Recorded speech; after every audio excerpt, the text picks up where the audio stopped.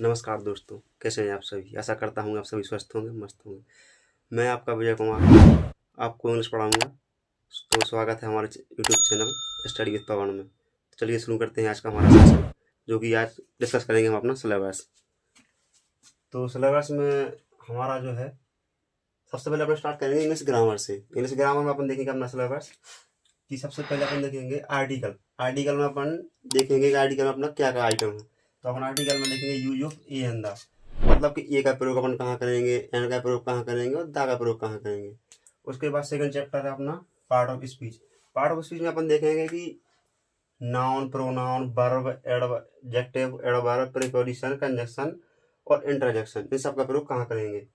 उसके बाद आता है अपना सेंटेंस। सेंटेंस में देखेंगे वाक्य। वाक्य अपन को कैसा बनाना है, क्या करना है, उसके लिए क्या क्या अपन को पढ़ना पड़ेगा, इस सब की बात अपन सेंटेंस में करेंगे।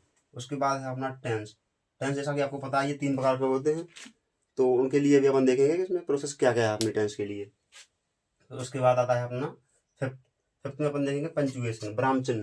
विराम चिन्ह का प्रयोग अपन कहाँ करेंगे, किसके लिए करेंगे, क्या क्या होता है इसमें देखेंगे। उसके बाद सिक्स चैप्टर है अपना एक्टिव एंड पैसिव वॉइस। इसको हम कहते हैं सक्रिय और निष्क्रिय आवाज। इसके बाद देखेंगे अपन डायरेक्ट और इनडायरेक्ट। उसके बाद अपना लेटर, जो कि पत्र कहलाता है। फिर एप्लीकेशन और ऐसे। इन सबको कंप्लीट करने के बाद हमारी ग्रामर जो है समाप्त हो जाएगी। तो चलिए स्टार्ट करते हैं हमारा आज का सेशन आर्टिकल से। हेलो दोस्तों, जैसा कि आप सभी ने अभी देखा, हम लोगों ने अपने इंग्लिश ग्रामर के चैप्टर्स के बारे में, अभी सिलेबस के बारे में डिस्कस किया था। तो जो हमारा पहला सिलेबस का चैप्टर था वो है अपना आर्टिकल। तो इसके बारे में आप चलिए देखते हैं, पढ़ते हैं इसके बारे में क्या है। तो आर्टिकल सबसे पहले अपन देखेंगे यूज ऑफ ए। ए का प्रयोग अपन को कहाँ करना है। ए का प्रयोग एक निश्चित लेख के रूप में किया जाता है, जिसका उपयोग उन संज्ञाओं से पहले किया जाता है जो व्यंजन ध्वनि से शुरू होती है। इसमें आपने देखा व्यंजन ध्वनि, मेन पर्पस शब्द यही है अपना, व्यंजन ध्वनि, इसी को लेके चलना है, व्यंजन ध्वनि को। और सिंपल डेफिनेशन इसकी साधारण शब्दों में कहें, जिसे हम गिन सकते हैं वो नाउन हो और काउंटेबल नाउन हो, तो उस जगह पे अपन ए का प्रयोग करेंगे। आर्टिकल ए का प्रयोग करेंगे वहां पर। तो चलिए इसका एग्जांपल देखते हैं। पर जो हमने अभी आपसे कहा मेन पर्पस है इसका व्यंजन ध्वनि, व्यंजन ध्वनि को लेके चलना है अपन को, ठीक है। एग्जांपल देखेंगे अपन।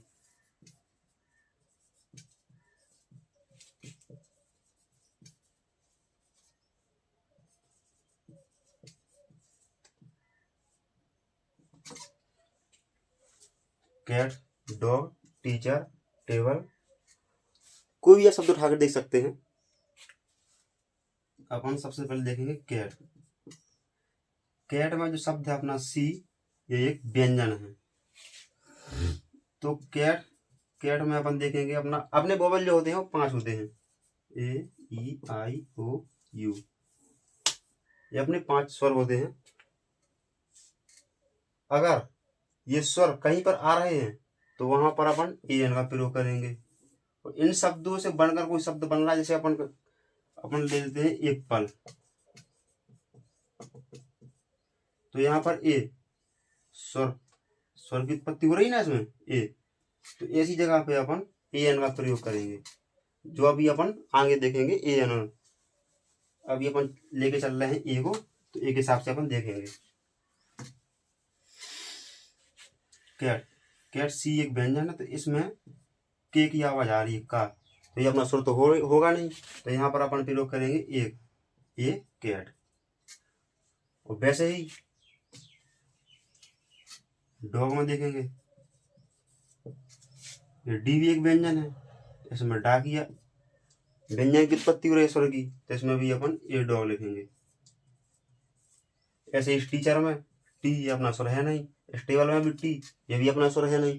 तो इन सभी में कहने का मतलब अपना ये है कि इन सभी में ए का प्रयोग होगा।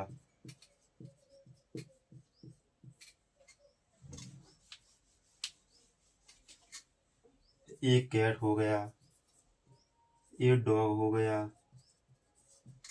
ए टीचर हो गया और एक टेबल हो गया। तो इन सभी में हमने ए का प्रयोग इसलिए किया क्योंकि इनमें जो है व्यंजन ध्वनि की उत्पत्ति हो रही थी। इसमें अपना स्वर तो आ नहीं रहा था कि अपन एक का प्रयोग कर देते, तो इसलिए अपन इसमें ए का ही प्रयोग करेंगे। तो चलिए अब देखते हैं अपन आर्टिकल ए एन। तो जैसा कि अभी हमने अपना देखा आर्टिकल ए, अब अपना है आर्टिकल ए एन। तो आर्टिकल ए एन अपन देखेंगे कि इसका प्रयोग कहाँ किया जाता है। ए एन का प्रयोग जब किया जाता है जब शुरू होने वाली संज्ञा स्वर हो, मतलब कि ये है अपने 5 स्वर ए ई आई ओ यू, इनकी आवाज के साथ तो पहला शब्द होगा वो इन सब से स्टार्ट होगा और उसमें से स्वर ध्वनि की उत्पत्ति होगी। तो आइए देखते हैं एग्जाम्पल में कैसे। जैसे इंक, एग, एप्पल, तो इन सभी में आप सब भी देख सकते हैं आई ई और ए, ये सभी अपने तीनों जो आगे वाले शब्द हैं सभी अपने तीनों स्वर हैं। इसके लिए इंक में ई की आवाज आ रही है तो ई भी अपना स्वर है, इसमें ई आ रहा है एग में, ये भी अपना स्वर है, इसमें ए आ रहा है ये भी अपना स्वर है। तो कहने का मतलब ये है ई एन का प्रयोग हम वहां करेंगे जहां पर अपना स्वर आता हो। अगर स्वर नहीं आ रहा होगा तो हम ई एन का प्रयोग नहीं करेंगे। ऐसा अभी हम आपको बाद में बताएंगे, इसका एक टॉपिक और है। तो an ink, an egg, an apple. तो इसमें हमने ई एन का प्रयोग इसलिए किया है क्योंकि जो अपना स्वर है वो स्वर आ रहा है आगे और स्वर से ही अपनी स्पेलिंग बन रही है। तो अपनी डेफिनेशन में यही लिखा है कि ई एन का प्रयोग जब किया जाता है जब शुरू होने वाली संज्ञा स्वर हो।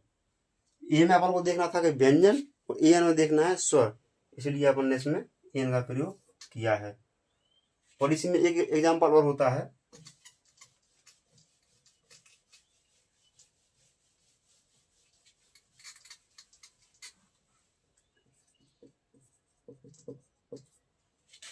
होनेस्ट।